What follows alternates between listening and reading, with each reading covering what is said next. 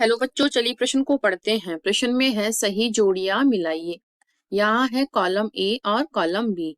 Column A में दिया हुआ 1 2 3 4 5 करके, कॉलम बी में ए बी सी डी करके दिए हुए हैं। तो इनको हमें मिलाना है कि कौन सी जोड़ी किसके साथ मिल रही है। इस प्रश्न की मुख्य अवधारणा है,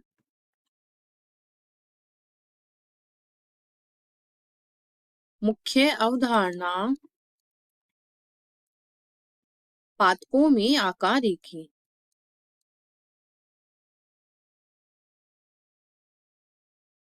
पादपों में आकार रेखी, इसके अंतर्गत क्या होता है, पादप के विभिन्न भागों जैसे जड़, तना, पत्ती, फूल, फल आदि का अध्ययन किया जाता है। तो अब हमारे प्रश्न में क्या दिया है, श्वसन मूल।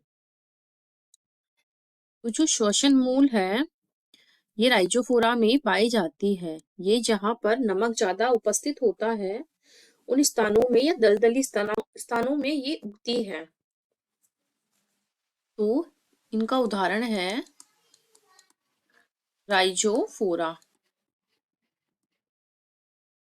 राइजोफोरा। अब है दूसरा है पत्ती।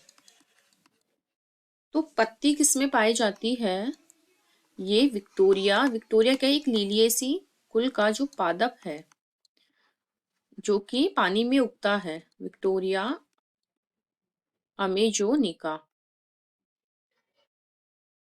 तीसरा है वेलामैन उत्तक। ये पाया जाता है ऊपरी रोही पौधे में। ये क्या करता है, इसे हवा में लटकने में सहायक होता है, वेलामैन उत्तक। सॉरी, हाँ, वेलामैन उत्तक ऊपरी पौधों को वायु में लटकने के लिए सहायता प्रदान करता है। अब है पर्णक्लश।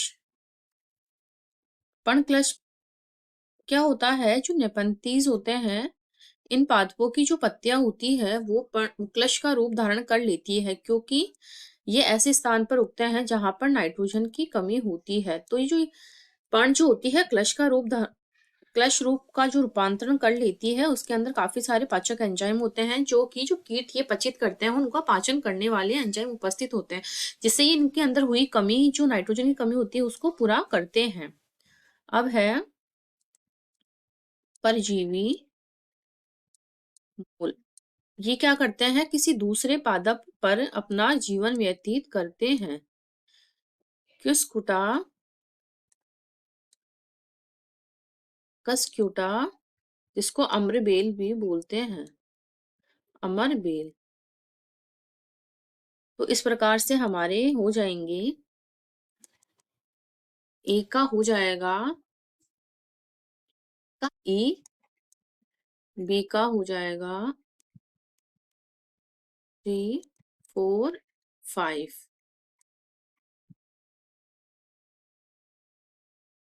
बी का पत्ती जो है विक्टोरिया, वेलामेंट टिश्यू पाया जाता है ऊपरी रोही बी, और ये है पर्णक्लश सी, और है परजीवी मूल पांचवा ही पाया जाता है कुशकुटा अम्रबेल में।